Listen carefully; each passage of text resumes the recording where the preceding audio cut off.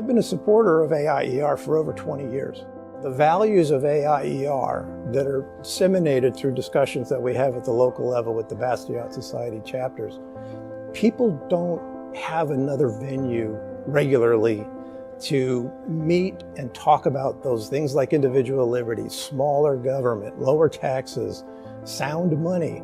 I felt like I really needed to get more involved in AIER and its programs, and with the Bastiat program, just to make something happen here at the local level. And quite frankly, we're having a lot of fun with it. You are going to hear things that you don't hear on mainstream media right here in this room. You're going to read it every day on the newsletter. You're going to see it here at our monthly meetings. We encourage college students to come. We all know what's happening in the colleges today in terms of how they're trying to get them to think a certain way. I've met leaders in the community. I've met retired individuals who just want to hear things not in mainstream media. To me, it's so worth the value of an annual membership. We encourage our members, if they have friends or acquaintances that they think might be interested, we allow our members to bring a guest at no charge, just so that they can see what that's like. They come here to this beautiful setting. They hear very insightful speakers like Phil Magnus, who's speaking tonight. And it's just something that they can't get anywhere else. If you look at general well-being of society, for thousands of years, society was run by dictators and emperors, and the average improvement in life was flat for tens of thousands of years. Then all of a sudden you have Adam Smith writing Wealth of Nations in 1776, the same year Thomas Jefferson writes the Declaration of Independence. And all of a sudden that how does society, improve? Well, it's these fundamentals idea. Government exists to protect the rights of people, not the other way around. If we could just do a better job of getting politics out of monetary policy, society will be better off. I'm absolutely convinced of it.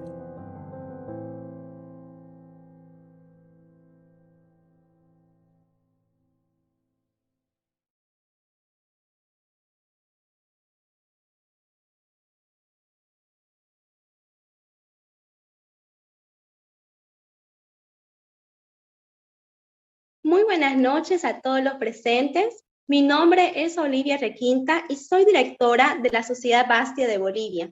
Tengo el gusto de darles la bienvenida a esta nuestra primera conferencia del año 2022, denominada Elaboración de Contratos, la Libertad Contractual y sus Límites en Bolivia. En algunas ocasiones nos negamos a celebrar la firma de un contrato al emprender algún negocio con amigos o cuando prestamos dinero u otro tipo de contrato, ya que tenemos la creencia de que son personas de confianza y que nunca nos van a defraudar. Sin embargo, siempre existe la posibilidad de que alguno de los involucrados no cumpla con sus responsabilidades u obligaciones. Por tal motivo, siempre se recomienda protegernos ante esta situación, siendo de una manera hacerlo a través de los contratos. Hoy, con la dirección de nuestro subdirector de Bastia Bolivia y director del estudio jurídico Reynolds Abogados, vamos a aprender algunos tips de cómo elaborar contratos para hacer compra-venta de propiedades, que está muy de moda, ¿no? El tema de vender para el tema de las inmobiliarias igual, anticresis, préstamos de dinero, elaboración de testamentos y regulación de acuerdos matrimoniales. Contratos que son de mucho interés y que nos va a tocar en alguna etapa de nuestra vida leerlos, firmarlos, etcétera, ¿no? Así que es importante conocer estos tipos de contratos. Antes de iniciar la conferencia, permítanme por favor presentar a nuestra institución Sociedad Bastia. Es una red global de profesionales comprometidos con el avance del libre comercio, la libertad individual y la gobernanza responsable. Sociedad Bastia está presente en más de 40 países y realizamos una serie de conferencias, capacitaciones, talleres presenciales. Pero ahora, por la pandemia, estamos realizando todo vía online. Tengo especiales agradecimientos para Brad DeVos, Andrés Cusme Franco y en general para todo el equipo de trabajo de AIER y para el equipo del Thomas Jefferson Institute for the Americas. Tengo también especiales agradecimientos a instituciones amigas que nos acompañan, como ser al licenciado Marco Antonio Peña, que es presidente del Colegio de Profesionales en Administración de Santa Cruz, CADECRUZ. Bienvenido, licenciado Marco Antonio. Es un gusto contar con su presencia en esta conferencia y nos gustaría escuchar su perspectiva brevemente sobre la importancia de los contratos en los negocios que uno pueda estar realizando. Bienvenido, licenciado. Muy buenas noches, muchas gracias, licenciada Requinta, por esta oportunidad de poder participar en esta conferencia. Yo creo que va a ser de mucha ayuda para todos los participantes. Bueno, yo quiero dar mi punto de vista referente a la importancia de que los contratos en los negocios. Nuestra vida es un cúmulo de contratos, no solamente en el aspecto empresarial o comercial, sino en el día a día, y no nos damos cuenta porque pensamos a modo de ejemplo en situaciones cotidianas para llamar la atención sobre lo que estamos diciendo. Nos levantamos por la mañana y encendemos la luz. Existe un contrato con la compañía suministradora de la CRE. Preparamos un café para el desayuno, los ingredientes, los cuales son café, leche, pan, etc. Eso hecho un contrato de compraventa en el supermercado Hipermaxi, Fidalga o etc., cualquier otro supermercado, los cuales a su vez lo hicieron con los productores, distribuidores de los productos de lo que estamos consumiendo. Salimos para el trabajo y subimos a nuestro automóvil por el cual hicimos un contrato de crédito de alquiler o de compra a la vez, o con la empresa distribuidora. Llegamos al trabajo en donde la tarea que desarrollamos es en base a un contrato que un día firmamos con el gerente o dueño de la empresa para el que trabajamos. Y así podemos seguir hasta el día que termine. La rama de derecho que se encarga de proporcionar las normas para el óptimo funcionamiento de cualquier organización es el derecho corporativo.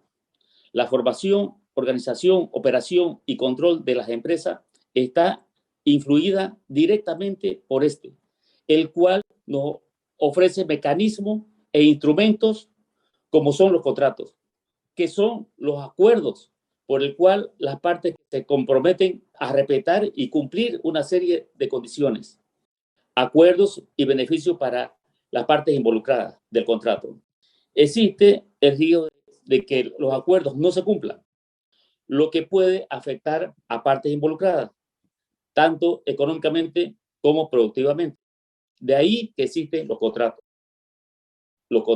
laborales, los civiles, mercantiles, de crédito, de garantía y los atípicos, entre otros. Un contrato es un pacto de obligaciones y derechos entre dos personas jurídicas o naturales que se comprometen a respetar los términos acordados por escrito y se someten a las leyes del país para resolver cualquier disputa surgida en torno a los términos del acuerdo. Son elementos de los contratos. El objeto, materia sobre la que se versa, la causa, el por qué y el para qué se contrata, la forma, si debe hacerse por escrito público, por documento privado, por escrito, con testigo, etc. ¿Por qué el contrato puede ser invalidado?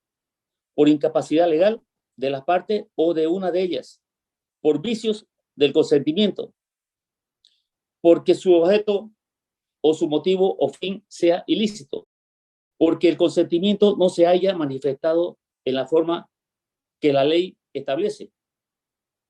El contrato representa un acuerdo de voluntades mediante el cual se crean o transfieren derechos y obligaciones entre quienes intervienen. Los contratos mercantiles permiten definir las responsabilidades de cada una de las partes que tienen durante la negociación, ya que por medio de ellos se establecen los términos de entrega de riesgos en el traspaso de las mercancías, así como los costos, plazos para el pago y el método que se va a emplear para ejecutar. En un contrato se estipula de manera muy detallada de las causas que las partes han analizado y que los motiva a crear un compromiso. Es el instrumento a través del cual se identifica a las personas que contraen las obligaciones y el objeto especificado y las acciones que cada una debe ejecutar para desarrollar de la mejor forma posible. En el contrato se establece de manera clara cuáles son las consecuencias que tendrá no cumplir con lo pactado por las contratantes y los mecanismos a llevar a resolver las diferencias que se generan. Los contratos son un instrumento valioso para las empresas, ya que por medio de ellos se definen derechos, obligaciones y dan seguridad jurídica a las operaciones realizadas entre las distintas actores de las actividades comerciales, financieras o laborales de las organizaciones. Existen muchas razones para celebrar un contrato. Por citar un ejemplo, es la necesidad de proteger ante todo a quienes dependen de nosotros, reconocer las deudas por asegurar una inversión, etc. Y no debe verse como algo para generar desconfianza en los demás, sino como un compromiso y un auxiliar en las obligaciones de cada uno que adquiera. Eso ha sido mi opinión respecto a lo que vamos, en lo que nosotros tenemos realmente ver la importancia de que nosotros, si no estamos con un asesoramiento legal, no vemos en un riesgo de poder hacer un mal negocio, mal contrato y una serie de operaciones, digamos, en las cuales nos puede llevar a riesgo, digamos, de quiebra o un paso no deseado. Muchas gracias por invitarme y por participar. Usted, querida Olivia. Gracias, licenciado Marco Antonio. Muchísimas gracias por compartir con nosotros esa perspectiva, ¿no?, sobre los contratos, la importancia que tienen los contratos en todos los negocios que podamos hacer. Muy bien, ahora tengo el placer de presentarles al licenciado Darwin Vélez, quien es director de la Cámara Departamental de la Pequeña Industria y Artesanía, CADEPIA. Bienvenido, licenciado Darwin. Es un gusto contar con usted y también nos gustaría saber, ¿no?, que su perspectiva igual de los contratos, alguna experiencia, algo así brevemente. Muchas gracias, licenciada Olivia. Agradecerle a su organización, Bastiat, por la invitación. Saludar también al licenciado Marco Antonio Peña, quien me antecedió, presidente del Colegio Departamental de Profesionales en Administración de Santa Cruz. También saludar al licenciado Juan Pablo Suárez, presidente del Colegio de Economistas, quien nos acompaña en sala. Y bueno, en esta oportunidad, desde el punto de vista de la Cámara Departamental de la Pequeña Industria y Artesanía de Santa Cruz, el tema relacionado a los contratos es muy relevante y desde mi punto de vista, o desde nuestro punto de vista, no está todavía dentro de las pymes implementado como una buena práctica relacionar todo lo que respecta a contratos comerciales, sobre todo, ¿no?, que eso es lo que implica en este tipo de institución en la cual hoy estoy representando también. Por ese motivo es que este evento tiene una alta relevancia para que pueda, primero, dar el conocimiento enmarcado en lo que son las leyes de Bolivia, también probablemente algunas buenas prácticas de otros países que también están en vigencia y que sí son beneficiarios para incentivar el crecimiento, el desarrollo de las pequeñas industrias de una región. Sí hemos sabido desde la Cámara, con visitas y algunos foros y conferencias que también hemos realizado, también junto a colegios de profesionales del área empresarial, hemos visto y hemos conocido, por ejemplo, casos que son mucho más flexibles, por un lado, que a la vez están directamente relacionados con el crecimiento y sobre todo el sostenimiento que puede tener una pyme, ¿ok? En Bolivia esa es una gran falencia y hay que reconocerla, en el sentido de que si bien el 99% 9,7%, realmente elevado, de la base empresarial, según Fundempresa, en agosto del 2021, son micro, pequeñas y medianas empresas. Solamente un 0,3% están categorizados como gran empresa dentro de lo que es la base empresarial formal, ¿verdad? Bueno, eso por un lado. Y por otro lado, tenemos alrededor de un 85% de empresas informales, que justamente esa informalidad implica la ausencia de contratos formales, ¿verdad?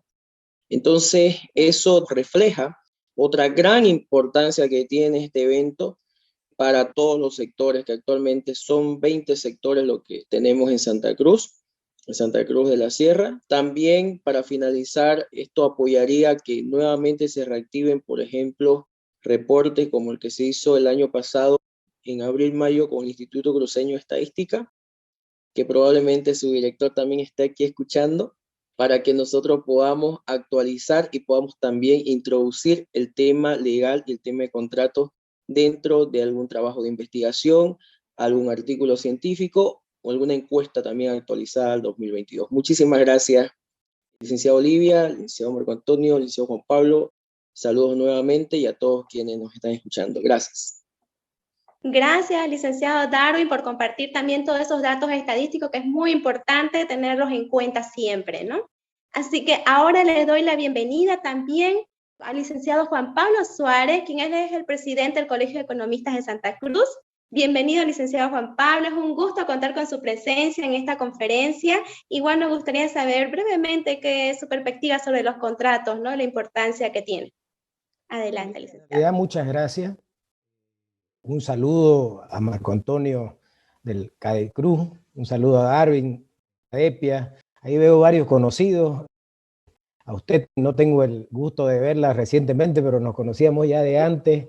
El gusto de verlo a Percy, a Miguel Toledo, a Luis Fernando, mucha gente conocida. La verdad es un gusto verlos, aunque sea por Zoom. Está costando vernos de manera presencial, la verdad. Bueno, en realidad creo que la tarea que está haciendo la Bastiat Society es muy importante introducir las ideas del libre mercado, las ideas de Adam Smith, como decía en su video en inglés al principio, las ideas de Thomas Jefferson, del liberalismo, ¿no? Y el tema de contratos, creo que lo que debemos realzar de la temática que van a hablar hoy es que en Bolivia debemos darle realzo y el valor necesario al contrato voluntario entre partes, ¿no? Creo que de un tiempo esta parte en Bolivia, a raíz de las ilimitadas intervenciones estatales, empezando por la famosa ley del desempleo, que lo llamo, que es la famosa ley laboral, le quitan valor al contrato entre partes, es decir, no permiten que los entes económicos, empresas, trabajadores, cliente, proveedor, puedan establecer contratos de una manera libre, y el Estado les pone un montón de limitaciones que hace que la economía no fluya. Producto de esto es que tenemos un 85% de informalidad, que lo decía Darwin en un momento. Inclusive hay algunos indicadores que nos dicen que es un poco más, ¿no? Si hablamos en temática solamente de empleo, y estamos ya cerca del 90%. O sea, está claramente que necesitamos un cambio. Entonces, lo que ustedes están haciendo es muy importante, poner la semillita, porque así vamos creando, digamos, lo que llamamos, o lo que se ha llamado en Latinoamérica la batalla cultural, ¿no? Para entender que la intervención estatal en general lo único que hace es perjudicar al normal desenvolvimiento de la economía. Felicidades y de nuevo gracias por la invitación. Muchas gracias, licenciado Juan Pablo, gracias por estar con nosotros igual presente. Bueno, ahora quiero agradecer muy especialmente a nuestro disertante, el abogado Ronald Richard Reynolds Justiniano, por compartir con nosotros un tema de mucha relevancia. Voy a compartir con ustedes su biografía, por favor, para que podamos conocerlo un poquito más acerca de él. Ronald Richard Reynolds Justiniano es abogado. Él es director del estudio jurídico Reynolds Abogados, con un equipo de trabajo profesional especializado en derecho penal, constitucional, laboral, civil y familiar. Él es subdirector de la Sociedad Bastiat de Bolivia. Muy bienvenida, Ronald Richard. No sé si me está escuchando. Muchas gracias. Buenas noches a todos los presentes. Agradecerles su presencia. Evidentemente, Soy Ronald Reynolds, abogado en el ejercicio libre de la profesión y también subdirector en Bastiat Society Bolivia. Bueno, primero que nada, agradecerle la intervención del licenciado Marco Antonio Peña de CADECRUZ, el licenciado Darwin Vélez de CADEPIA y el licenciado Juan Pablo Suárez del Colegio de Economistas de Santa Cruz, así como todos los miembros de AIER. Estamos en Bastiat Society Bolivia con la misma predisposición de Bastiat, en realidad, a nivel Latinoamérica, que viene a hacer, obviamente, exponer los temas de la libertad contractual, las libertades, de la democracia, la lucha por la democracia. Entonces, los invito a todos de que se conecten y nos sigan en el canal para que puedan ver todo este tipo de temas que vamos a estar exponiendo constantemente. En esta ocasión vamos a tocar el tema de la libertad contractual y sus limitaciones dentro de la legislación boliviana. Me pareció agradable lo que dijo el licenciado Juan Pablo Suárez en su intervención cuando él mencionó que precisamente el Estado es bastante intervencionista con respecto a la libertad que existen entre particulares para la suscripción de contratos o para elaborar obligaciones. Y es evidente, la legislación boliviana es bastante sobreprotectora en muchos ámbitos. El ámbito laboral es uno de ellos. En el ámbito familiar también se ve. Y bueno, vamos a tocar algunos de esos temas que va a ser bastante interesante. ¿Listo? Vamos a empezar con las gráficas que estamos mostrando a continuación. ¿Qué es la libertad contractual? ¿Qué viene a ser la libertad contractual? Se entiende como el principio de libertad que existe entre particulares para obligarse mutuamente. Es decir, esa capacidad que tienen los particulares de poder establecer cuáles van a ser sus obligaciones recíprocas, formar contratos directamente. Eso es la libertad contractual. Es decir, pueden generar normas que los obliguen mutuamente, obviamente, y someterse a los resultados de dicho contrato. Ahora, ¿es de obligatorio cumplimiento? Los contratos, una vez suscritos, se sobreentienden que son de obligatorio cumplimiento. Es decir, si tú te sometes a un contrato con una persona, estás obligado a lo que el contrato establezca, dentro de los márgenes de lo que la libertad contractual significa. ¿Cuál viene a ser el poder coercitivo que obliga a las personas que cumplan los contratos? Precisamente viene a ser el Poder Judicial, el Estado. Es decir, la seguridad jurídica es sostenida por el Estado. Cuando tú realizas un contrato con una empresa, con un particular, sea cual sea este contrato, en realidad lo que hace la diferencia de que uno simplemente firme un papel que no tenga ningún tipo de significado o que no se pueda ejecutar es la seguridad jurídica que te brinda el Estado, mediante los juzgados, mediante los jueces, ante los cuales se someten las causas y que obviamente mediante la orden de esta autoridad jurisdiccional ya se logra ejecutar las obligaciones que establece el contrato. Ahora bien, ¿dónde se encuentra establecida o delimitada dicha libertad contractual? Esto lo tenemos en el Código Civil boliviano, en el artículo 454, y lo establece de esta manera, claramente. Las partes pueden determinar libremente el contenido de los contratos que celebren, acordados, y pueden establecer libremente el contenido de los contratos que celebren y acordar contratos diferentes a los comprendidos en este código. Hay que entender que el Código Civil ya establece ciertos contratos preestablecidos. Sin embargo, la libertad contractual permite que las partes puedan establecer cualquier cosa entre particulares, ¿ok? Y ahora viene la limitación. La libertad contractual está subordinada a los límites impuestos por la ley y la realización de intereses dignos de protección jurídica. Aquí lo que nos viene a decir es que la libertad contractual está limitada, está castrada y está dentro de los límites de lo que la ley y la Constitución lo permitan, directamente. Y eso vamos a ir viendo a continuación, que hay bastantes limitantes. La libertad como tal no es tan libre, que digamos. Ahora bien, ¿cuáles son las limitaciones y las prohibiciones? Y precisamente esto vamos a extender durante el análisis de lo que viene a ser la libertad contractual y los tipos de contratos que vamos a tocar a continuación. Es bastante amplio, pero sin embargo se los voy a ir mencionando lo más pragmáticamente posible, o lo más prácticamente posible.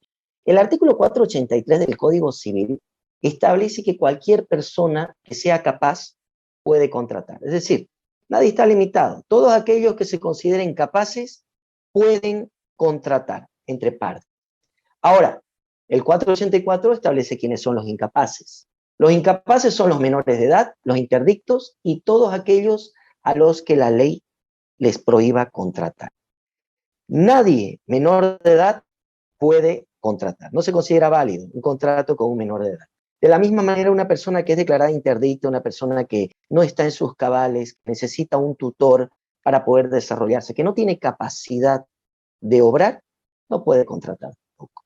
Y de la misma manera existen limitantes que la ley va estableciendo, prohibiciones que la ley establece que también limita a que se pueda contratar. Eso hay que tomarlo en cuenta. Partiendo de estas excepciones, cualquiera puede contratar. De la misma manera, la Constitución Política del Estado, en su artículo 14, en su numeral cuarto o a su romanos cuarto, establece que en el ejercicio de los derechos nadie será obligado a hacer lo que la Constitución y las leyes no manden, ni a privarse de lo que éstas no prohíban. En pocas palabras, nos vuelve a hablar de la libertad, obviamente también contractual, porque está permitido todo aquello que no esté prohibido por la Constitución y las leyes. ¿Qué es un contrato? ¿Qué viene a ser como tal el contrato? Hay contrato cuando dos personas se ponen de acuerdo para constituir, modificar o extinguir una relación jurídica. Está establecido en el artículo 450 del Código Civil de manera explícita. El contrato son dos o más personas que deciden establecer, constituir, modificar o extinguir relaciones jurídicas. Ahora bien, hay que entender algo. Los contratos pueden ser verbales o pueden ser escritos. Hay contratos que necesariamente, porque la ley lo establece así, deben ser escritos.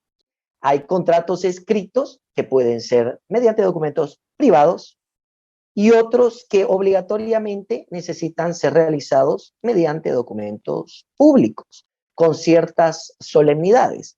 Todo esto lo determina la ley. Ahora, ¿qué contratos deben ser escritos? El mismo Código Civil establece a grandes rasgos lo que viene a ser la obligación de un contrato escrito.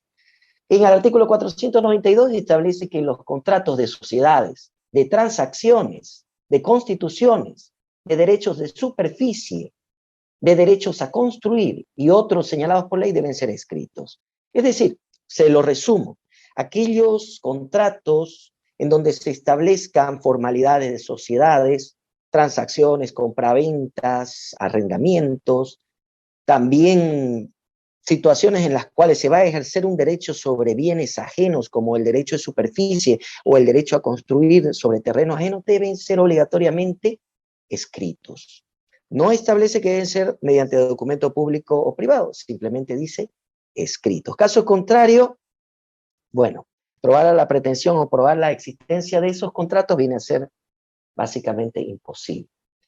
Ahora bien, dice, ¿qué es un documento privado y uno público? Voy a hacer énfasis de esto porque cuando veamos la elaboración de los contratos es importante que se pueda diferenciar en qué casos se debe hacer mediante documento privado o se puede hacer mediante documento privado y en qué casos se debe hacer obligatoriamente mediante documento público.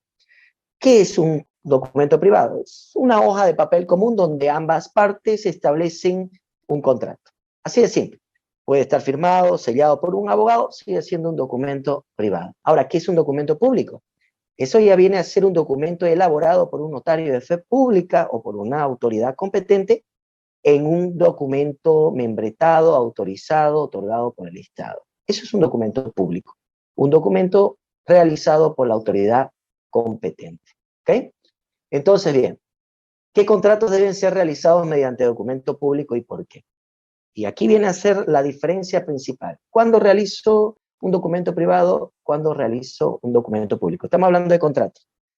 En realidad, cualquier contrato se puede realizar mediante documento privado, pero para que tenga ciertos efectos, para que se le dé cierto peso, cierta validez, debe ser realizado por documento público. Ahora, el Código Civil vuelve a establecer qué documento debe realizarse por documento público. El 491 establece que son el contrato de donación, excepto la donación manual, la hipoteca voluntaria, la antícresis, la subrogación consentida por el deudor y demás actos señalados por ley. Y se lo resumo, cuando se trata de contratos de disposición de bienes, todos aquellos contratos en los que haya garantía hipotecaria, por ejemplo, préstamos con garantía hipotecaria, deben ser realizados mediante documento público. De la misma manera, el contrato de donación tiene que hacerse mediante documento público. La hipoteca, para que pueda hipotecarse en derechos reales, para que pueda ser aceptado por la institución pública que le da la publicidad a los gravámenes, pueda inscribirse el gravamen, es necesario que se realice mediante documento público. Lo mismo para la antícresis, o la anticrético, como se conoce coloquialmente. Muchos me dicen, no puedo hacer el documento de anticrético mediante documento privado, por favor, porque le falta requisito al propietario. Y la respuesta es no. La antícresis debe realizarse mediante documento público porque si no, no va a poder inscribirse en derechos reales. Estoy viéndolo superficialmente. Ahorita vamos a ver cada uno de estos documentos y cada uno de estos contratos. Bien, ahora, ¿cuáles vienen a ser las limitaciones y prohibiciones? Seguimos partiendo desde el punto de vista de la libertad contractual. Se supone que la libertad contractual le permite a los particulares generar contratos de obligaciones recíprocas de acuerdo a sus intereses, solamente supeditados bajo la ley y la constitución política del Estado. ¿Ok? Entonces, prácticamente uno podría contratar sobre cualquier cosa. Ya sabemos que algunos contratos se pueden realizar mediante documentos privados y otros tienen que hacerse obligatoriamente mediante documentos públicos. Sin embargo, viéndolo desde este punto de vista, ya podríamos decir, oh, se puede realizar cualquier contrato. Pues no. Existen fuertes limitaciones de nuestro Estado. Existe un sistema sobreprotector en la legislación boliviana que no permite la libertad contractual plena. Lo que manifestaba al comienzo el licenciado era precisamente esto, que no se puede contratar libremente dentro de lo que viene a ser la legislación en materia laboral. Existen lineamientos y parámetros obligatorios que delimitan dicha libertad. En materia familiar, lo mismo. En materia civil, por supuesto que sí. Entonces, vamos a ver algunas de las más comunes para que ustedes vayan entendiendo a qué me refiero. El artículo 716 del Código Civil establece prohibición de arrendar y dar en anticresis. ¿Por qué estoy tocando puntualmente algunos contratos que vemos normalmente y que son prohibidos? Dice que no se puede dar al mismo tiempo en arrendamiento y en anticresis un fondo urbano destinado a vivienda. Es decir, se lo resumo, nadie puede dar en anticrético y alquiler bienes inmuebles. Sin embargo, si ustedes examinan, en la práctica muchas personas dan 50% en anticresis, 50% en alquiler. Es increíble, pero esos contratos son nulos, porque la ley los prohíbe. Y sin embargo, por la mala práctica de algunos abogados que no le indican bien o no asesoran bien a sus clientes, vemos que se realizan. Entonces, está prohibido arrendar y dar en anticresis al mismo tiempo un mismo bien inmueble. Prohibiciones de juego de azar.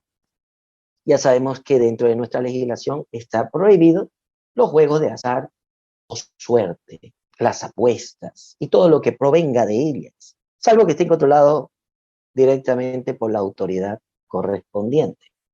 Entonces vemos de que no se podría realizar un contrato sobre resultados de juegos de azar, por apuesta. No podría realizar un contrato en el cual se establezca que si el resultado es este y es producto de un azar, tú puedas cobrar un dinero. Sería totalmente ilegal y estaría prohibido por ley. Hablemos del interés convencional. Muchas personas creen que se puede cobrar el interés que quieran. Nosotros vemos en la práctica que hay personas que tienen un interés altísimo en algunos préstamos. ¿Qué hacen? 5%, 10%, 15%. Sin embargo, esto está prohibidísimo por el Código Civil.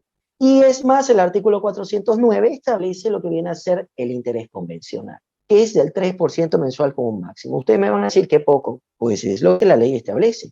Y cualquier tipo de convención distinta a esta es nula. Es decir, si tú tienes un contrato de préstamo en el cual hayas estipulado un interés superior al 3% mensual, ten por seguro de que no vas a poder ejecutar dicho cumplimiento. O sea, no vas a poder ejecutar y no vas a poder obtener ese interés superior al 3%, pues automáticamente se va a reducir. ¿Y qué pasaría si cobraras más del 3%? El artículo 413 establece el delito de usura. En el Código Civil mismo se establece la usura, que viene a ser cobrar por encima de los intereses convencionales, por encima del 3%.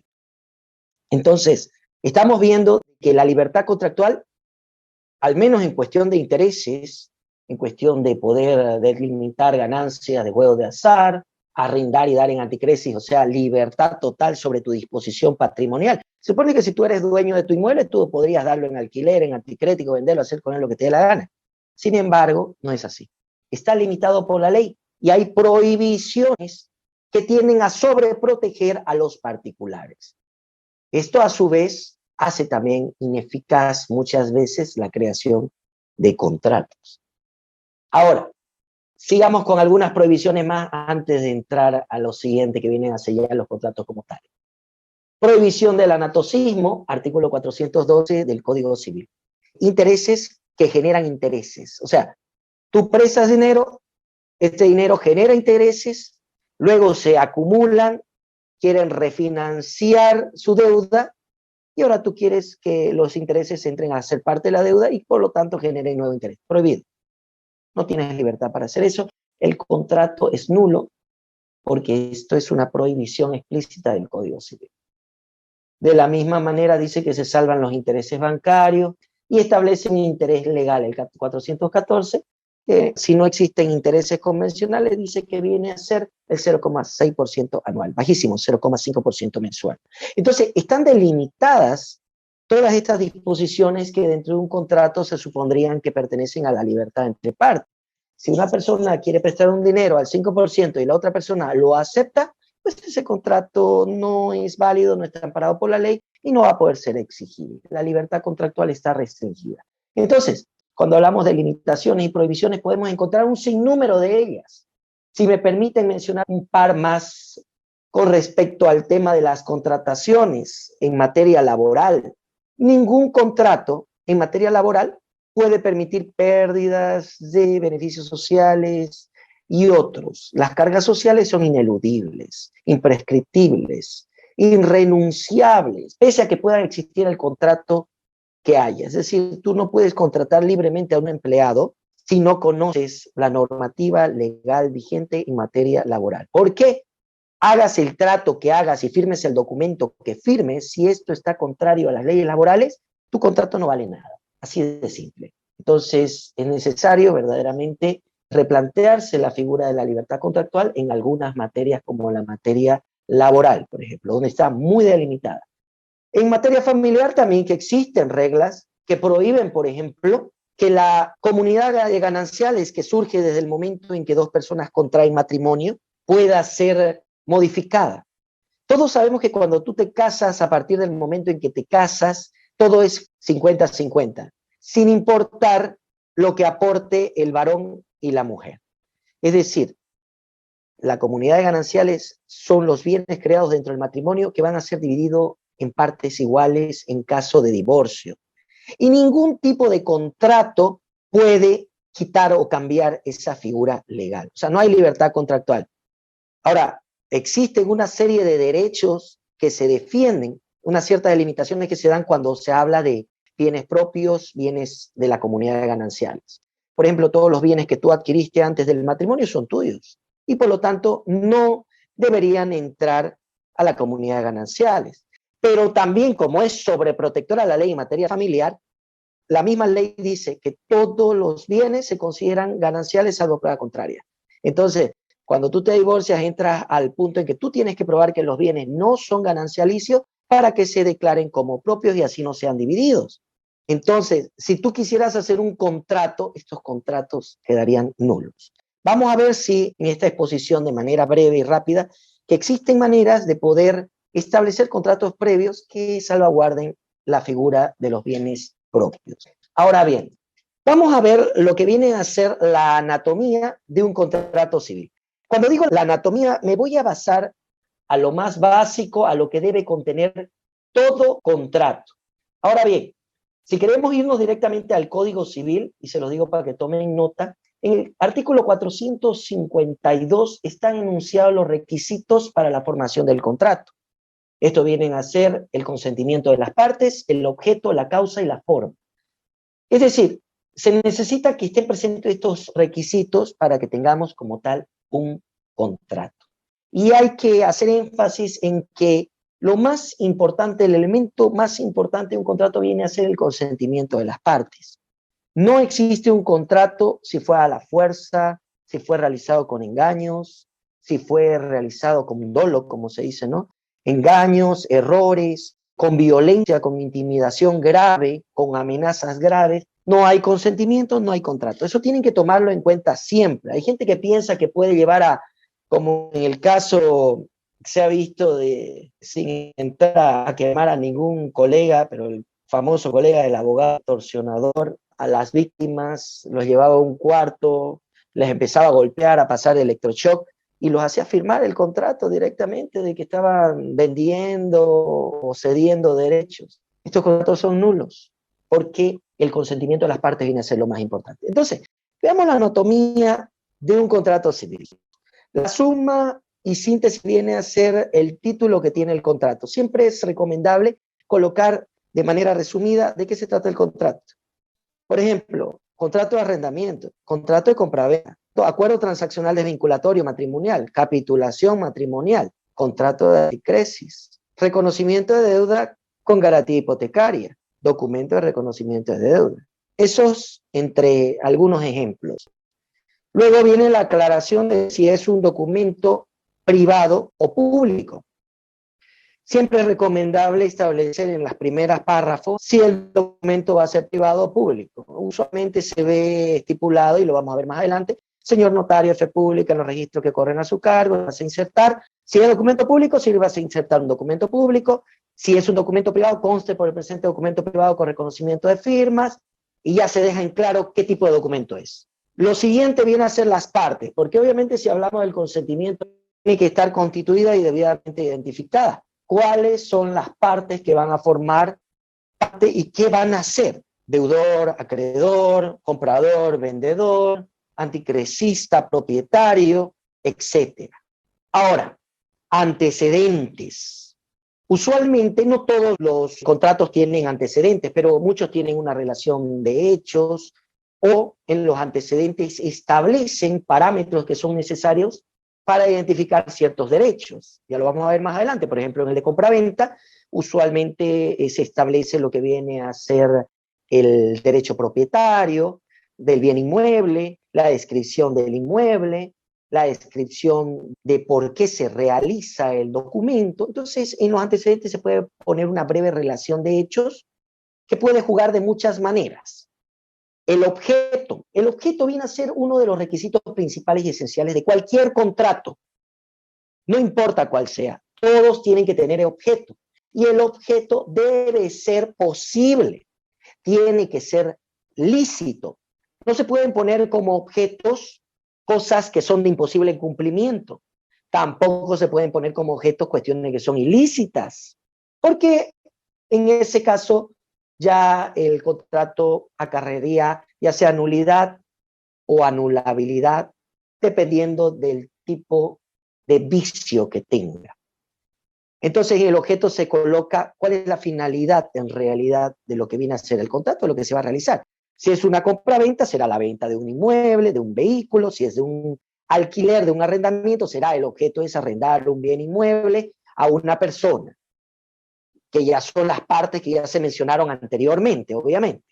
Si es de un reconocimiento de deuda, será el monto de la deuda, y al final de cuentas será lo que pretende lograrse con el documento, con el contrato.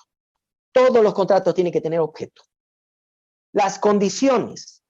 Como tal, el contrato tiene que contener la forma en la que se va a cumplir el objeto, los objetivos que se trazan, las obligaciones que se plantean dentro de cualquier contrato, pues tienen que tener condiciones para llegar a consolidarse como tal. Si estamos hablando de una venta a crédito, pues serán pues las cuotas. Si hablamos de un arrendamiento, será la fecha, en qué fecha se paga, cuánto es el alquiler. Si hablamos de un sinnúmero de condiciones que se pueden plantear y que lo vamos a ver a continuación más detalladamente. Inclusive castigos como cláusulas penales, que son castigos si es que se llegan a dar incumplimientos del contrato. Finalmente vemos lo que viene a ser la aceptación y la firma irrúbrica. Es decir, ambas partes aceptan formalmente que están de acuerdo con todo lo que contiene el contrato y firman ambas al final del contrato. Estos son los elementos básicos que cualquier contrato tiene que tener.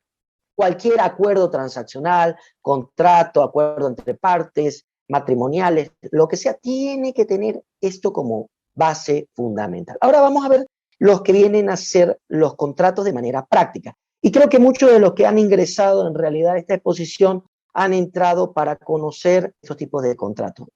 Y vamos a ver el contrato de arrendamiento, que viene a ser un contrato muy común en nuestra sociedad y que todos deberían conocer. Yo creo que cualquiera ha tenido la oportunidad, ya sea por ser propietario, por ser inmobiliaria, por ser el arrendatario, por ser el inquilino que va a arrendar, va a alquilar un vehículo o un inmueble, cualquiera tendría que conocerlo. Y van a ver que están prácticamente los mismos requisitos. Y veamos el primero, el contrato de arrendamiento. Dice, contrato de arrendamiento, la suma y síntesis. Conste por el presente documento de privado con reconocimiento de firma, un contrato de arrendamiento de un bien inmueble. Aquí estamos viendo un alquiler de un inmueble. Suma y síntesis, estamos dejando en claro que es un documento privado con reconocimiento de firma, o sea, no es un documento público. Los contratos de arrendamiento no están en la obligación de hacerse mediante documentos públicos.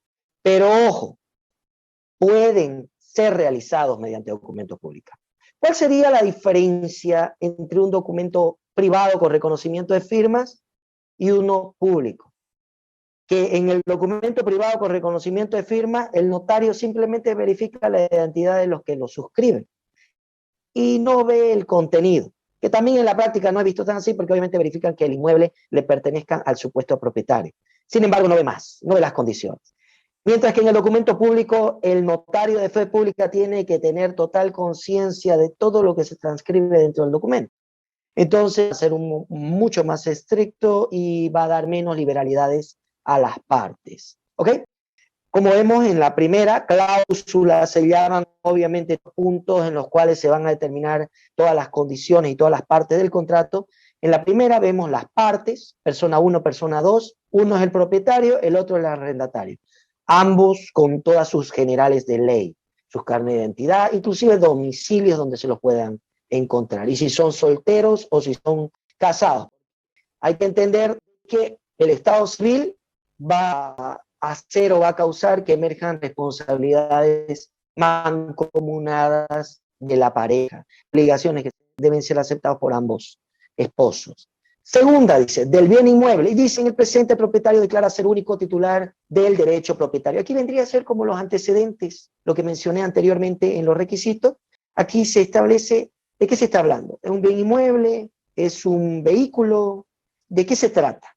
¿Qué es lo que se va a dar? ¿Y quién es el que tiene, quién detenta o quién tiene el derecho? ¿Quién es el titular del derecho? La tercera, el objeto, que viene a ser lo más importante, sin desmerecer los otros requisitos, porque si no hay partes, no hay contrato, también si no se sabe de lo que se habla, no hay contrato. El objeto viene a ser de qué se trata el contrato. Y aquí vemos, como es un contrato de arrendamiento, vemos que el objeto es el vínculo entre partes de un arrendamiento de un bien que se describió en la cláusula anterior, en los antecedentes. Crear ese tipo de cláusulas donde se describe el bien, donde se establecen las partes y se le da una denominación a cada una, permite que más adelante ya se hable directo de la denominación y directamente se haga invocación a las cláusulas anteriores sin tener que estar nombrando en todas las cláusulas de quiénes se trata. Aquí dice, por ejemplo, un vínculo entre partes del bien descrito en la cláusula anterior. Por el canon se llama el alquiler pactado de 2.500 bolivianos mensuales, que se establece que va a empezar el 24 de cada mes, va a ser por 6 meses consecutivos, va a culminar el 24 de julio del 2023 y puede ser renovado a simple petición, pero que no se puede renovar de manera automática. Estamos estableciendo el objeto del arrendamiento. Eso es lo principal. Aquí es donde se tiene que plasmar cuál es la finalidad del documento, ¿okay? Del contrato. También se establece un plazo de tolerancia para el pago del alquiler de 5 días a partir de la fecha establecida. También se establece la obligación de cumplir con el plazo establecido. Ahora vamos a la cuarta, dice de la garantía. Obviamente ya estamos en lo que vienen a ser las condiciones. cuarta, quinta, sexta, pueden haber un sinnúmero de cláusulas en las cuales se determinan todas las condiciones que las partes establezcan. Aquí está su libertad contractual. Ellos pueden establecer todas las condiciones que ellas quieran. Y vemos la garantía, se establece que va a haber una garantía y se establece que la garantía tiene condiciones, no se puede tomar como parte del alquiler, también se entrega en una cierta fecha y también se devuelve en caso de que el inmueble se entregue adecuadamente, porque la garantía, según lo que se establece en la cláusula cuarta, solo va a ser utilizada en caso de ser necesaria para la refacción del inmueble. Está clarísimo. Pasamos a la quinta y dice la entrega del inmueble, cómo se entrega el inmueble, en qué fecha se va a entregar y los compromisos que tienen ambos de correr con los gastos. Por ejemplo, dentro de la materia civil existe lo que se establece como gastos ordinarios, gastos extraordinarios, de mantenimiento para el inmueble. Los ordinarios son los que son por el uso común, los extraordinarios son aquellos que no son por desgaste. Si se te cae el techo de tu casa, no es por el uso que le has dado, sino por la construcción, por la antigüedad, por un sinnúmero de factores que ya no se pueden considerar ordinarios. No es lo mismo que el uso de un foco que por el uso se quema o por el uso de un grifo que por el uso se desgasta. Del pago de los servicios básicos, otra condición más. Se pueden poner más. Se pueden poner, por ejemplo, en la séptima, prohibiciones de uso. El inmueble se prohíbe que se utilice para tal cosa, para tal cosa. Se dice, está prohibido que se ingresen sustancias controladas establecidas por la ley 1008. También no se puede utilizar para otra finalidad que no sea para la vivienda. También no se puede utilizar para que vivan más de 5 personas. También no se puede utilizar para el expendio de bebidas alcohólicas. Pero hay que entender que todas estas condiciones son voluntarias. Están a la libre disposición de las partes. Esto es lo que viene a denominarse libertad contractual. Pero también hay que entender que la libertad contractual, una vez más, está delimitada, está limitada y sobreprotegida. Por ejemplo, y permítanme hacer aquí hincapié, en un artículo establecido por lo que viene a ser el Código Civil. Dice el Código Civil que existen cláusulas que, aunque no se mencionen, ya se tienen por establecidas de manera automática. Artículo 466. Se consideran incluidas en todo contrato las cláusulas impuestas por la ley. Es decir, obviamente, si está prohibido una casa de juegos, está más que establecido de que está en el contrato, aunque no se estipule. Y si habláramos de intereses, habláramos de otras prohibiciones como la de la ley 1008, también se contendrían como tales. Evicción y saneamiento en una compraventa, aunque no se ponga, automáticamente están. Ustedes van a ver que en algunos contratos los abogados le ponen todas las cláusulas. Pues créanme que las que están obligadas por ley, aunque no estén, ya se tienen por establecidas de manera automática. Por eso es tan importante entender las limitaciones de la libertad contractual. Ahora bien, la octava dice la resolución anticipada, una condición más, en caso de que alguien resuelva anticipadamente, cómo lo puede hacer y qué sanción tiene en caso de no cumplir. Y finalmente, la cláusula novena, la conformidad. Y vemos la firma de ambos. Es decir, acabamos de ver lo que en teoría vimos hace un momento, los requisitos básicos de un contrato, plasmado en un contrato de arrendamiento. Hablemos de lo que viene a ser el documento privado de compraventa. Y ya el título está diciendo que es un documento privado, no es un documento público, y dice cuál es la finalidad, que viene a ser la compraventa. ¿Pero de qué? Dice, señor notario, fe pública en los registros que corren a su cargo si vas a insertar un documento privado de compraventa de una alicuota parte de un bien inmueble. Tendría que decir aquí el reconocimiento de firma de un documento privado. Perdón si hay algunos pequeños errores porque lastimosamente algunos son genéricos de estos documentos. ¿Ya? Entonces, el notario de fe pública lo que insertaría sería el reconocimiento de firma al documento privado. ¿Ok? Dice de una alicuota parte de un bien inmueble al tenor de las siguientes cláusulas. Ya dijo en la suma y síntesis lo que era y de ya estableció que es un documento privado con reconocimiento de firma. Y empieza, primera, de las partes.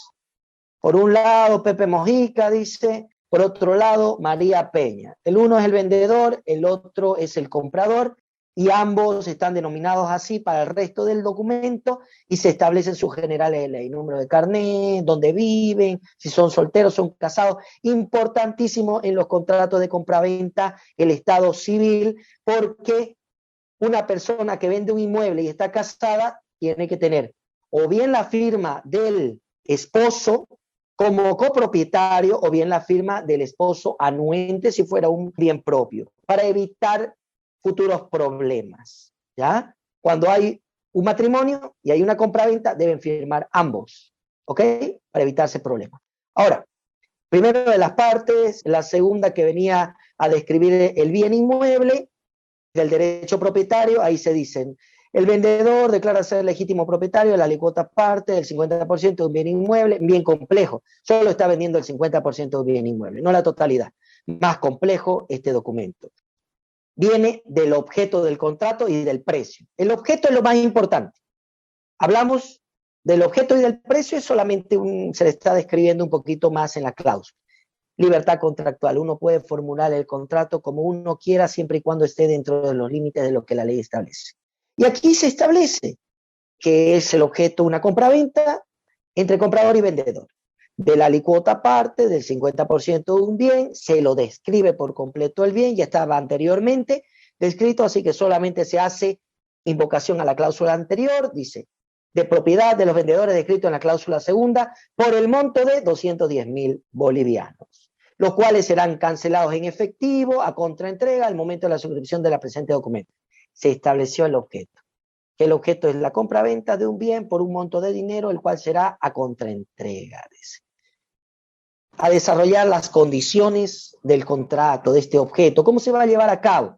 Aquí podríamos delimitar muchas cosas, pagos a crédito, cuándo se entregan los documentos, cuándo se va a firmar la minuta definitiva, si fuera un compromiso de compraventa, un sinnúmero de condiciones que van a estar obviamente a la libertad contractual, pero supeditadas a las limitaciones de la ley. Y dice, evicción y saneamiento, dice que el vendedor declara que sobre el bien no versa ningún gravamen, o sea, pocas palabras empieza a describir de que no hay gravámenes, está libre todo gravamen, esto para evitar futuros problemas, y también declara, ¿no?, que toda la documentación se va a entregar, los pagos de los impuestos, a quién le va a corresponder de la transferencia, quién va a cubrir con todos los pagos del saneamiento y quién va a cubrir desde el momento en que se perfeccione la venta con el resto de los documentos. Son condiciones que se van estableciendo, quiénes van a tener qué obligaciones hasta el momento de la firma de la compraventa y después de la firma de la compraventa, porque obviamente hay que entender de que hay impuestos que vienen desde antes o cargas impositivas que vienen desde antes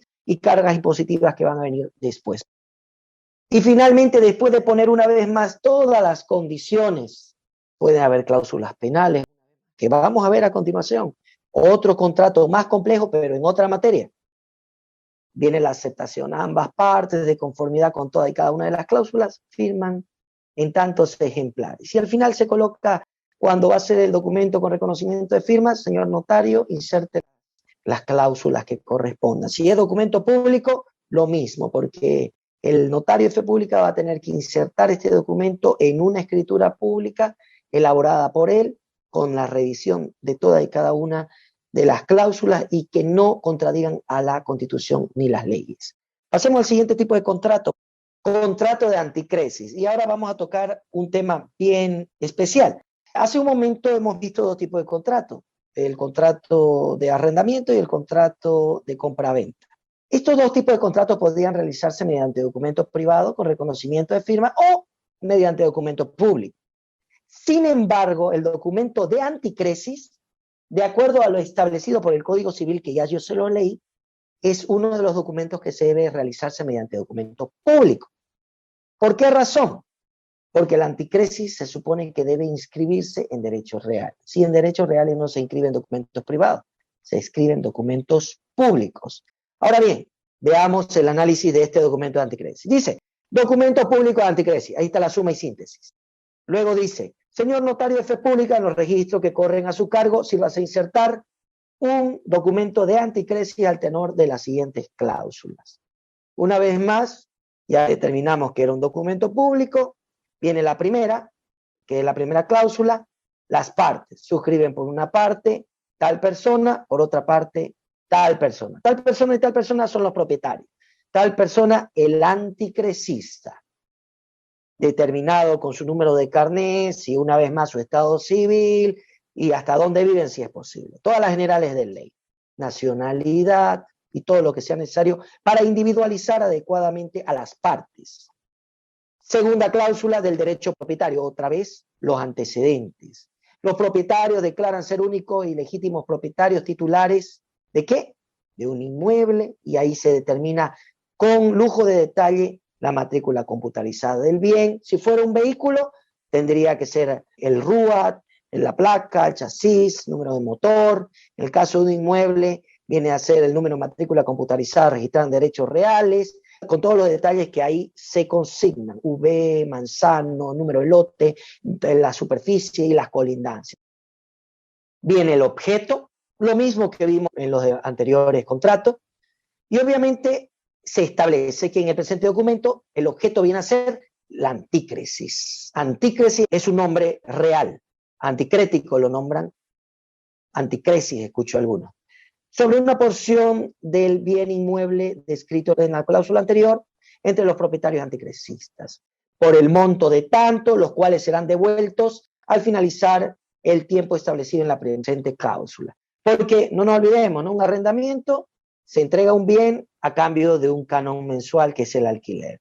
Compraventa se vende definitivamente total o parcialmente un inmueble. Y antícresis se entrega un dinero a cambio de la tenencia de un bien, y al final, cuando acaba el contrato, se devuelve el bien y se devuelve el dinero sin intereses, sin cobrar también alquileres, como vimos, y está prohibido. Y no nos olvidemos que el contrato de antícresis es en realidad una pignoración, es un contrato en realidad como de prenda, pero que tiene que ver con inmuebles. Se entrega el bien, se entrega la plata. Se devuelve el bien, se devuelve la plata. Entonces, luego vemos en la cuarta del gravamen y desgravamen, porque ahora ya vemos una nueva figura. La antícresis se va a gravar en derechos reales. Entonces, ¿quién va a correr con el pago? ¿Quién lo va a gravar? ¿Quién lo va a desgravar? Y así se determinan todas las condiciones para la antícresis. Las obligaciones del anticresista, a qué se va a someter el anticresista, cuáles van a ser sus obligaciones. Cuidará la casa, no construirá, construirá, hará mejoras, no las hará, las entregará en iguales condiciones. Todas las condiciones que tenga que cumplir el anticresista se va a establecer ahí. De la misma manera va a tener obligaciones los propietarios. En pocas palabras, vemos que se va haciendo más complejo el tipo de contratos, pero todo esto está delimitado, una, por la libertad contractual y también por la ley. Por ejemplo, no se podría haber establecido en este documento de antícresis que el anticresista se iba a ver obligado al pago de un canon mensual de alquiler de $100. Estaba prohibido. No se podría realizar mediante documento público porque el notario lo rechazaría de entrada porque está prohibido. Y tampoco se podría inscribir en derechos reales porque está prohibido. O por lo tanto solo les quedaría un documento privado y que ya no podríamos decir que fuera de antícresis, porque el documento de antícresis tiene que ser mediante documento público. Espero que vayan captando la idea. La libertad contractual está limitada por la ley. Séptima, de la devolución del inmueble y devolución del monto pactado, y se establecen las condiciones. Y se lo pueden leer una vez levantado el gravamen por parte del anticresista. Los propietarios procederán a la devolución del dinero pactado en la cláusula tercera. Es decir, mientras no se levanta el gravamen, los propietarios no devuelven el dinero. En este caso, podía haber sido otro. Una vez concluido el contrato, el propietario devolverá el dinero, puede hacer una retención de un dinero, de un monto, hasta que se levante el gravamen. Son condiciones, están dadas a la libertad contractual, no va contra la norma. Hay que tener sí un muy buen conocimiento de lo que viene a ser la ley para no incurrir en vicios de nulidad o que hagan carecer de validez al contrato. Finalmente, aquí vemos en la cláusula octava la incorporación de un nuevo tipo de cláusula, la cláusula penal. La cláusula penal está establecida dentro del Código Civil y viene a ser una penalidad en caso de incumplimiento. Muchos dicen, ¿y qué pasa si me incumple el contrato? Pues lo ejecutas. Pero la cláusula penal viene a insertar un resarcimiento civil. Los resarcimientos civiles también están delimitados por el Código Civil. Tú no puedes decir, me falló y quiero que me pague $1 millón. No, hay limitaciones, señores. Limitaciones que pueden, si sobrepasan o causan un daño en el patrimonio de la otra parte o son desproporcionales, pueden acarrear también nulidad de la cláusula. En este caso, la cláusula penal gira en torno al 10% de la retención del monto establecido en la cláusula tercera, o sea, del anticrético se retiene el 10% en calidad de cláusula penal hasta que el propietario realice todos los gastos emergentes. Posteriormente, el propietario procederá a la devolución. Es decir, si hay incumplimiento de una de las partes, el 10% se ve afectado y es retenido por el propietario. Por ejemplo, si el inmueble no está siendo devuelto en las condiciones, ha sido destruido, pues el propietario tiene la facultad de retener. Si no hubiera esta cláusula penal, no podría retenerlo y tendrían que someterse a lo que dice el contrato. Entonces, importantísimo saber manejar cláusulas penales, arras confirmatorias, arras penitenciales, saber las limitaciones de la libertad contractual de las partes para no cometer errores que le causen ineficacia a los contratos. Finalmente, la aceptación de nuevo y la firma de las partes. En pocas palabras, hemos visto que el anticresis, la compraventa, el alquiler, pese a que pueden ser hechos por documento público, privado, tienen una estructura similar a la que les he dado al principio. Dice, minuta del contrato de préstamo con garantía hipotecaria. Una minuta viene a ser un documento privado, ¿ok?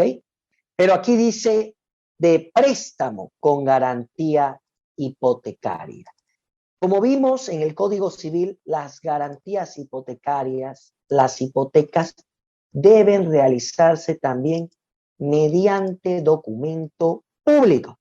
Entonces, si fuera un documento normal de préstamo sin garantía hipotecaria, escúchenme bien, se puede hacer en un documento privado con reconocimiento de firma y mediante documento público. Pero si hablamos de un documento de préstamo con garantía hipotecaria, obligatoriamente mediante documento público. Y rapidito, ¿cuál es la diferencia entre las tres?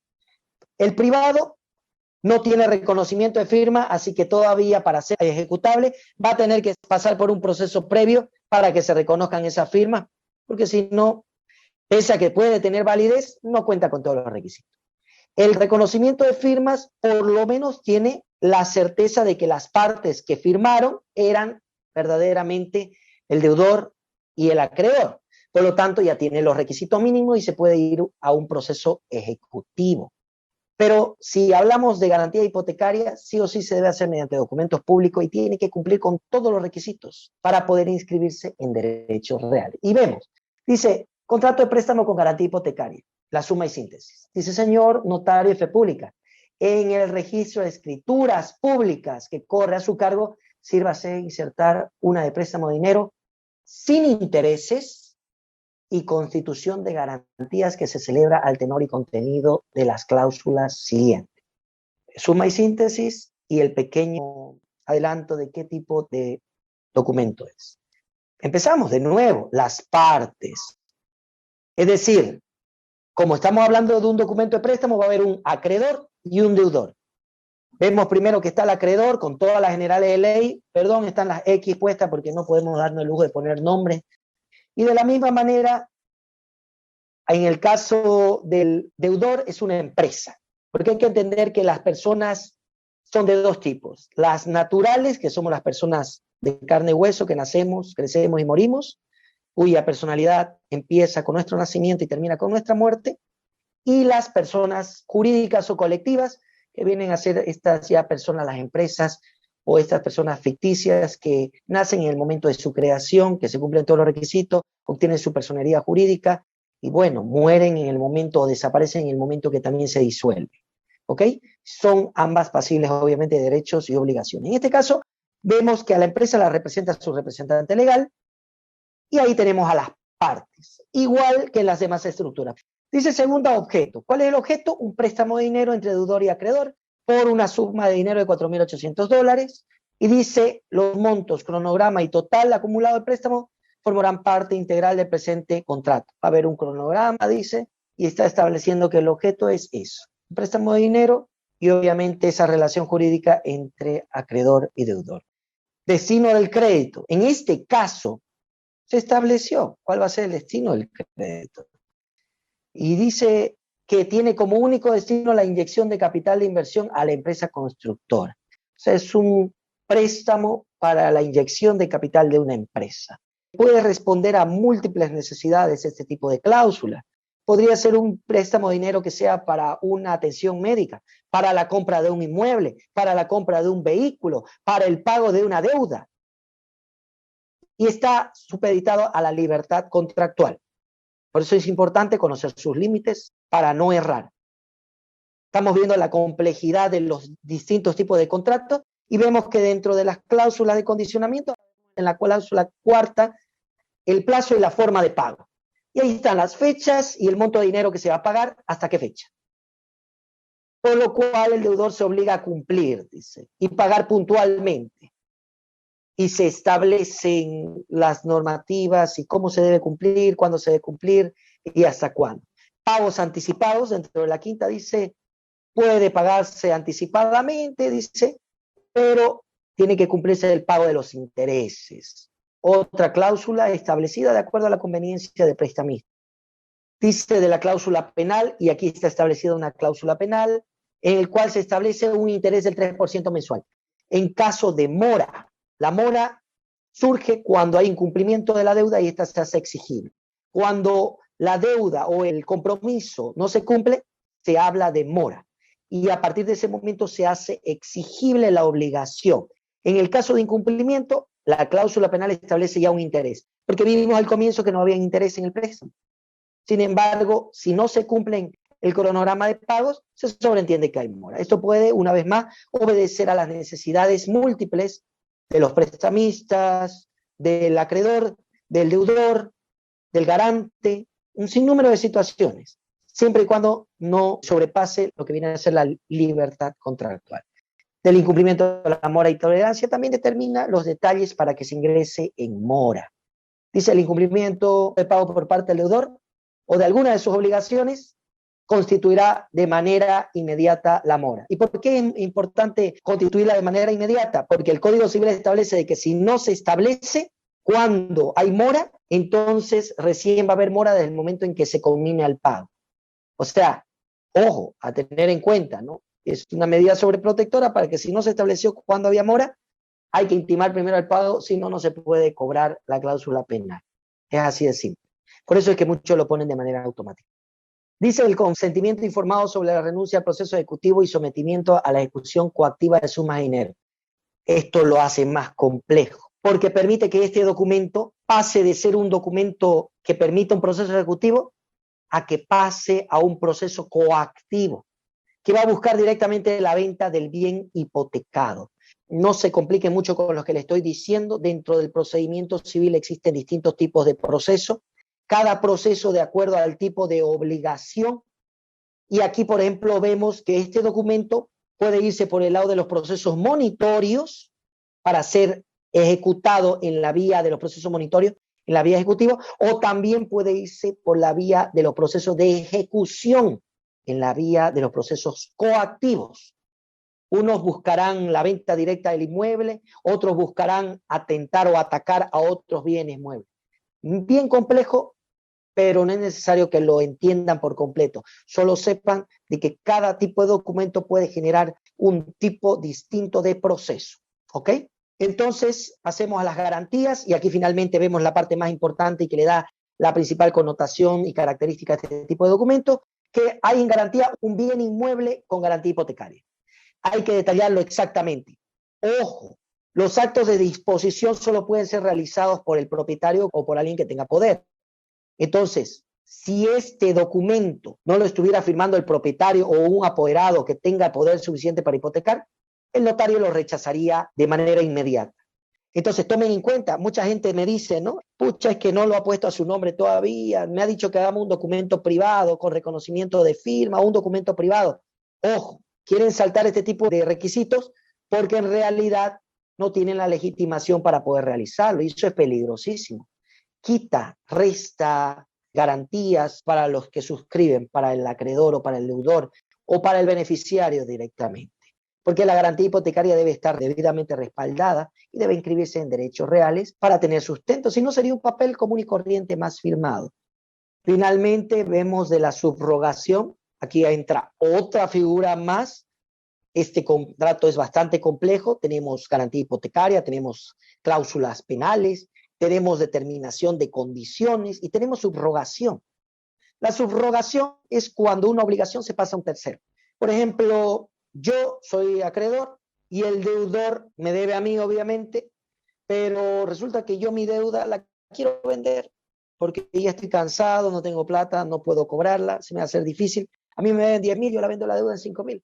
De la misma manera, el deudor podría vender su deuda a un tercero que viene y la compra su deuda. Sin embargo, aquí se establece, no podrá subrogar su obligación de pago salvo que cuente con el consentimiento expreso y escrito del acreedor. Esto está dentro de las limitaciones de la libertad contractual, una vez más, y es por eso importantísimo conocer las limitaciones, porque hay limitaciones que están y hay otras que no están y que le darían, una vez más, ineficacia al documento. Finalmente, la terminación del contrato, cuándo termina, de qué manera, las condiciones. En la 12ª, la vigencia, durante cuánto el tiempo va a estar vigente, el presente contrato entrará en vigor a partir de la fecha, dice, y hasta cuándo va a durar. 13ª, domicilio especial. Este documento tiene bastante complejidad. Entre partes se puede determinar libremente un domicilio especial. ¿Para qué? Para que ahí se notifique en caso de ejecución. Las partes firman usualmente y luego se pierde el deudor. ¿Y dónde lo notificamos para iniciar el proceso? Se determina el domicilio especial y ahí van a notificar. Finalmente, la conformidad, que ya vimos que está presente en todos los contratos, y la firma de ambos.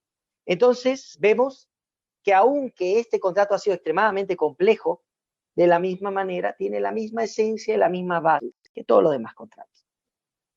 Acuerdos matrimoniales. Se podría decir que es harina de otro costal, porque obviamente está supeditada más que todo a lo que viene a ser el Código de las Familias.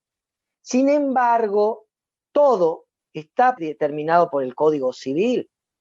Y el Código Civil, así como establece dentro de la materia civil un sinnúmero de limitaciones, también en materia familiar las establece, de protección a los matrimonios. Y sépanlo, a partir del momento del matrimonio, todo es 50-50, se inicia la comunidad de gananciales. Y esto es ineludible. La ley lo determina, lo establece. Y no existe acuerdo matrimonial pre o post que lo cambie. Eso está clarísimo, espero que lo entiendan. Sin embargo, como la ley respeta ciertos derechos con respecto a bienes propios, bienes gananciales, y también respeta con respecto a la disposición de los cónyuges para dejar sus bienes a los hijos, entonces existen ciertas figuras mediante las cuales las parejas pueden establecer una seguridad jurídica para sus bienes. Y precisamente esto vienen a ser los acuerdos matrimoniales. Hablemos claro, existen dos tipos, los prematrimoniales y los que son cuando uno ya se divorcia. Aquí estamos con el ejemplo de un acuerdo matrimonial o una capitulación matrimonial previa. Como el derecho familiar reconoce los bienes propios como que son aquellos bienes con los que cada uno de los cónyuges trae desde antes del matrimonio y ellos son exclusivamente de propiedad de cada uno de los cónyuges, para eso se crea este acuerdo. Nótese que este acuerdo lo que va a hacer en realidad es establecer o va a hacer que ambos cónyuges, esposo y esposa, declaren en un documento público que reconocen qué bienes les pertenecen a las parejas. Le voy a dar un ejemplo. Usted se está casando y ya tenía una casita, un auto y una cuenta con un patrimonio de $30,000. Y su pareja también tenía su casita, su auto. Se casaron y a partir de ese momento todo es mitad-mitad. Si no establecieran claramente con lo que están llegando, luego si se divorcian, ¿cómo van a demostrar que usted estaba antes con esa plata? Claro, si usted fue una persona ordenada, lo tenía todo inscrito, lo tiene la documentación, las cuentas bancarias, puede ser que lo pueda demostrar. Pero y si no fuera así, ¿Qué tal si usted tenía un lote comprado pero no lo había puesto a su nombre? Se casó y recién lo puso a su nombre. Ah, ya es parte de la comunidad de gananciales, señorita. Entonces, para eso sirve este tipo de acuerdos matrimoniales. Le recomiendo a todos los que me estén escuchando, que sean abogados y obviamente algunos que recién hayan salido de la carrera de Derecho, estudiar bien lo que viene a ser, uno, el derecho civil y dos, lo que son los derechos conyugales, para poder establecer claramente lo que son los bienes propios. Y veamos, démosle una revisadita rapidito. Acuerdo matrimonial, dice, suma y síntesis. Señor notario de fe pública, en el registro de contratos de escrituras públicas que están a su cargo, dice, otra vez se establece que va a ser un documento público. Primera, dirá usted que nosotros, ahí están las partes, y ahí está el señor tal y la señora tal, José tanto y Angélica tanto, ambos mayores respectivamente, dice todas las generales de ley. Lo mismo que hemos visto anteriormente, no hay para qué volver a recalcar. Segunda, y establecen todos los bienes que él ha adquirido antes del matrimonio. B, dice, por otra parte, y ahí están los bienes de Angélica, ¿no? Adquirir tal inmueble, tal departamento, tal vehículo, por tanto de dinero. Entonces, ambas partes han establecido cuáles son los bienes con los que están entrando al matrimonio. Después, ahí está, una dice que tiene un Mercedes-Benz, siguen describiendo. Después de que han dictado y han listado todos los bienes que le pertenecía a cada uno antes de entrar al matrimonio, establecen una cláusula que condiciona que en impedimento de alguno de los dos se van a someter a lo que establece el Código de las Familias. Para los que están leyendo, aquí dice artículos 110 y 111 más adelante, esto está en base al antiguo Código de la Familia, de acuerdo al nuevo Código de la Familia serían el 186 y el 176, ¿ya? Donde se establece de que obviamente que los cónyuges pueden manejar los bienes y que en caso de incapacidad de uno de los otros pueden de manera sin necesidad de poder inclusive representar un cónyuge al otro, ¿ok? Esto es mientras están casados, obviamente. Ya no es que se divorciaron y el otro representa al otro, no. Mientras están casados, pueden disponer de los bienes, manejándolos obviamente de manera responsable, como lo haría un administrador, y rendiendo cuentas al esposo sobre el manejo de sus bienes propios. Esto en caso de incapacidad. En la quinta dice, sin embargo, dice, también todos los bienes que vienen van a estar supeditados a lo que establece el artículo 111, que en realidad sería el 176, que es el régimen de la comunidad de gananciales. Es decir, todos los bienes que vengan después de esto que hemos listado ya es mitad-mitad y se están sometidos a la ley. Y finalmente la sexta es la aceptación. Yo, José y Angélica estamos en perfecto conocimiento de los términos y cláusulas y las aceptamos bajo su firma.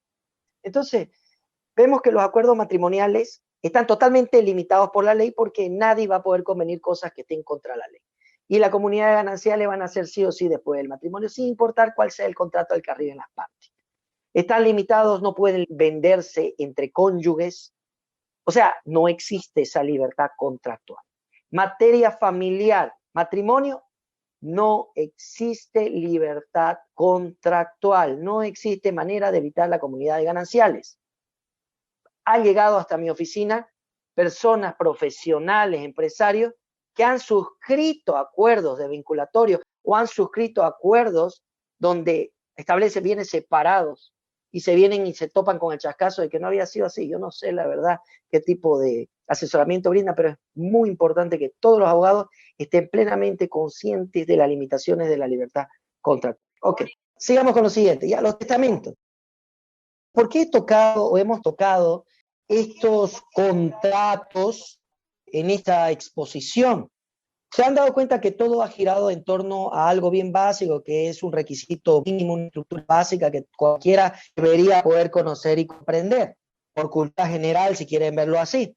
También para darle lineamientos de que obviamente existen una serie de limitaciones por las cuales hay que conocer fervientemente lo que es el Código Civil, el Código de Familia, el Código Laboral, la Ley General del Trabajo, para no incurrir en violaciones a la ley que hagan carecer de eficacia jurídica a los contratos.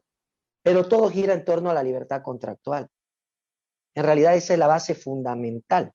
Entonces, este tema de los testamentos viene a estar demasiado supeditado a la ley, así como el tema de materia familiar. Los testamentos tienen ciertas condiciones. Vayámonos a lo más básico. Los testamentos pueden ser solemnes y pueden ser especiales. O pueden ser los testamentos que conocemos como tales y los especiales. Vayámonos a los testamentos escritos, solemnes. Existen dos tipos, los que son cerrados y los que son abiertos. Los que son cerrados, prácticamente nadie conoce su contenido. Y los que son abiertos, todos conocen su contenido. Y estos testamentos tienen que cumplir ciertos requisitos. Y estos requisitos están determinados por ley. Si no se cumplen los requisitos, olvídense. Así de simple. Entonces hay que conocer los requisitos para conformar un testamento. ¿Cuáles serán estos requisitos? Simple, que la persona tenga capacidad. Una persona que es incapaz no va a poder hacer un testamento. Una persona sordomuda que no sepa leer ni escribir no va a poder realizar un testamento. Los testamentos tienen que contar con la presencia de 3 testigos y tienen que realizarse ante un notario de fe pública o ante los testigos y luego ante el notario de fe pública. Los que son abiertos se hacen ante el notario con los testigos y se deja en conocimiento de todos de cuál es su contenido. Básicamente viene a ser así, a lo básico. La persona que es incapaz, una persona que es interdicta, una persona que ya tiene demencia o necesita que otra persona la represente porque no tiene capacidad de obrar, no puede realizar el testamento. Después todos pueden testar. Todo aquel que sepa leer y escribir. Entonces, si se cumplen los requisitos mínimos para testar, todos lo pueden realizar. No se tiene que ser incapaz. Tiene que serse mayor de edad, no se tiene que ser interdicto. Ahora bien, al margen de todo esto, un testamento, ¿qué es lo que va a tener? Y aquí lo podemos ver. Dice, en esta ciudad, dice, no, el testamento, no, están todas las generales, establecen la fecha, se comparece ante el notario de fe pública. Una vez más, es más solemne porque lo hace el notario de fe pública, pero tiene lo mismo. La suma y síntesis, quién es el que está realizando. Hay que entender que el testamento es de una sola persona, no pueden realizarse por varios. Es solamente, ni entre esposos, solo una sola persona lo puede realizar. No es mancomunado. El señor notario de fe pública establece que todos los términos y a quienes se le va a dejar qué. Se va a determinar cuáles son los bienes que tenía en vida y cuál va a ser su libre voluntad o su libre disposición para esos bienes. ¿Ya? Esto es algo bien sencillo. Si se cumplen con todos los requisitos para realizar el testamento, la persona es capaz, se tienen los testigos, se presenta ante el notario, se enumeran todos los bienes, se enumeran todos los herederos, es bien sencillo. Simplemente hay que determinar quién se queda con qué. Para tal persona dejó tal, para tal hijo dejó tal cosa. Sencillísimo. Ahí está el modelo del testamento. Pero ahora viene lo importante. Al igual que en la disposición patrimonial en la comunidad de gananciales del matrimonio, aquí no hay una verdadera libertad contractual. ¿Por qué? Porque el titular de los derechos, el que va a dejar su testamento, tiene limitaciones establecidas por ley. Él va a poder dejar sus cosas como a él le dé la gana, siempre y cuando no vulnere la legítima de los herederos forzosos. O sea, no es como hemos visto en las películas que en Estados Unidos, si quiero le puedo dejar toda mi herencia al perrito, o a una institución, o a una tercera persona, o una fundación. No. Aquí está limitada. Existe una figura llamada herederos forzosos. Y si a estos herederos se le vulnera su legítima, que es la porción hereditaria que por ley corresponde, este testamento va a ser nulo con respecto a esas cláusulas.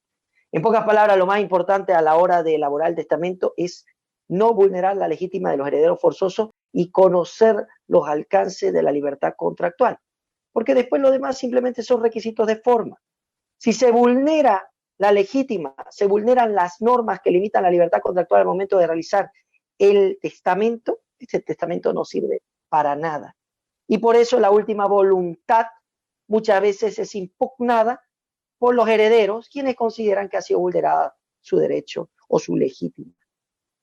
Esto lo es para lo último porque en realidad uno pensaría que elaborar un testamento es bastante difícil.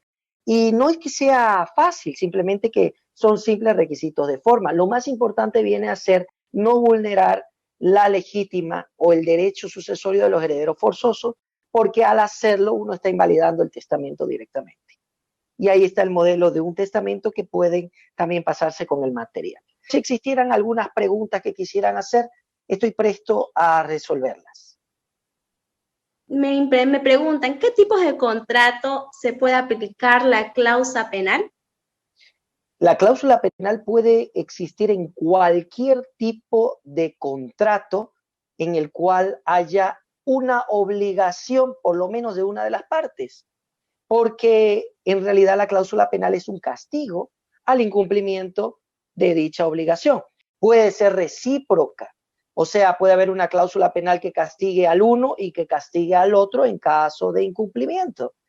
Pero hay que entender de que también existen limitaciones para la cláusula penal, porque esta no puede ser exagerada, porque hay límites, ya lo hemos visto, y también en materia de préstamos de dinero, la cláusula penal reemplazaría al resarcimiento civil. Y en materia de préstamos de dinero, el resarcimiento civil viene a ser los intereses. Entonces, hay que tener cuidado al jugar con la figura de la cláusula penal. Puede estar en cualquier contrato, pero hay que tener mucho cuidado y un manejo bien sólido de los alcances de la libertad contractual en cada una de las materias. Me preguntan también el arras. ¿Qué es el arras? Hay algunos que no les gustaría brevemente saber qué es arras. Las arras vienen a ser una figura jurídica establecida en el Código Civil mediante la cual se establece de que una persona da un dinero para asegurar algo y la otra persona lo toma. Si quiere verlo así, voy a hablarlo coloquialmente para que todos lo entiendan. La seña. Cuando usted va y quiere comprar un auto y le dice, no lo vendas, no tengo la plata ahorita, pero no lo vendas, te lo quiero comprar. Te doy una seña de $500. Esa es arras. La seña es las arras. Ahora existen las arras confirmatorias, que estamos hablando de ellas, y las penitenciales. En realidad ambas tienen una relación muy cercana porque solamente es una definición que se le da. En las penitenciales hablaríamos de que si yo no te compro el auto, por ejemplo, así pierdo la seña que te di. Y si tú no me quieres vender luego el auto o lo vendes a otro, me tienes que devolver la plata que te di, que son las arras, más la misma cantidad, o sea, el doble. Esas serían las penitenciales, arras que castigan al que incumple con el trato. Mientras que las confirmatorias serían prácticamente la seña como tal. Te doy la plata, no lo vendas, ya hicimos trato y las arras lo confirman. Se lo estoy dando de la manera más práctica posible. Si tienen otra duda, me hacen. Otra consultita más. Para préstamos de dinero, si solo se respalda con letra de cambio, ¿es suficiente? Hablemos claro. Todos los préstamos de dinero, primero que deberían tener un documento que los respalde, lo primero, todos, ¿ya? Pero este documento puede hacerse en un documento privado, en un pagaré, o también se puede usar una letra de cambio, porque la letra de cambio es como un documento público que ya viene prefabricado para establecer una obligación que alguien le va a dar a alguien en un cierto tiempo. Es como un mini documento de préstamo. Así lo usan mucho, porque la finalidad de la letra de cambio era otra. Antes, en antaño, cuando, por ejemplo, tú no había forma de llevar un dinero a La Paz, no había una casa para girarlo, una cuenta bancaria como ahora, entonces te decía, por favor, tú que vas a ir a La Paz, llévame estos $10,000, entregárselo a la persona tal allá. Entonces te hacía firmar una letra de cambio. En la letra de cambio establecían que yo te di 10,000 y que tú allá en La Paz tienes que entregarle a esa persona los 10,000. Entonces tú llegabas allá y la letra de cambio te la entregaban y acababa el trato. Esa es la finalidad, establecer una obligación. Pero aquí lo utilizan como que te doy el dinero y tú me lo devuelves después, porque existen la figura del girador, el girado, y el beneficiario puede ser el mismo girador. Entonces, se puede utilizar. Pero ahora viene la interrogante. Usted me dice, ¿basta? Primero que nada, si una letra se llena mal, no sirve de nada. Así de simple. ¿Ya? Entonces, si usted va a usar una letra, llénela bien. Contrátese un abogado para que se la llene. ¿Ya? Ahora, segunda para terminar esto. Basta siempre y cuando hayan garantías reales. Cuando usted tiene una letra de cambio o tiene un documento, sea público o privado, Si el deudor no tiene con qué garantizar, solamente tiene un papel, porque por deudas no se va preso. ¿Ok? Entonces, hablemoslo coloquialmente. Basta para que exista una relación de obligación, pero para que te paguen, para que tengas la garantía como tal, tienes que ver siempre las garantías reales o prendarias que puedan existir.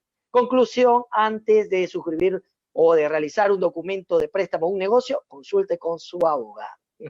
No, mentira, espero haber podido responder esa pregunta. Ahora, otra pregunta nos llega al chat. ¿Cuál es la importancia de un asesoramiento legal oportuno en la constitución de sociedades comerciales? A ver, yo les voy a responder claramente.